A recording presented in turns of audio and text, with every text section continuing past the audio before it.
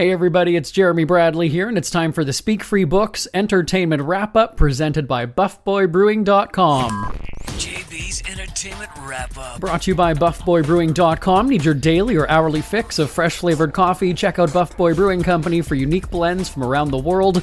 International tastes with the finest roasts at BuffBoyBrewing.com. Here's what's making news this October 23rd. There's a new report that says Diddy was almost the victim of a violent attack in federal lockup. It apparently happened when Diddy was still awaiting his sentencing, so it's not like this just happened, but it was recent, at least according to sources. It's being reported that Diddy was sleeping and woke up with a knife pressed to his throat. And that's pretty much all we know. We don't know how things ended, if Diddy fought off the guy or if guards or anyone else intervened. Now, during the sentencing, though, Diddy's lawyer mentioned the incident, saying a guard stopped the possible attack, but the facility hasn't commented publicly on the allegations. So again, it's hearsay. This is just what people are saying. No official body has chimed in.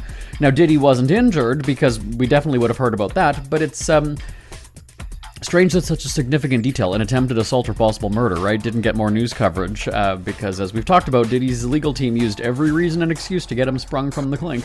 TMZ is reporting what Diddy's friend is saying, and also said that sources familiar with the situation confirmed the story. Again, we gotta say, no word from the facility, the MDC Brooklyn, on the matter.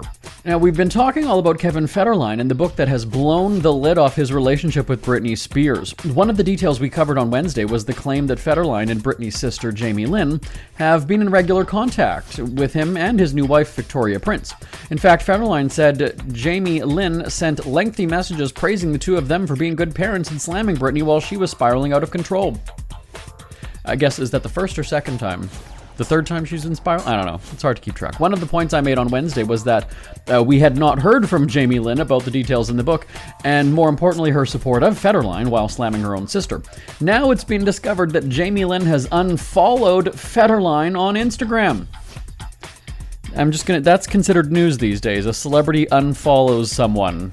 That's news, people. But because we talked about it, we kind of give you that update. That's why I'm telling you. Now, there's more on the split between Loughlin and Massimo Gianelli. I don't know. Massimo. We'll call him Massimo. As we talked about earlier this month, the separation was widely speculated after Lori was having dinner with another man while she was not wearing her wedding ring.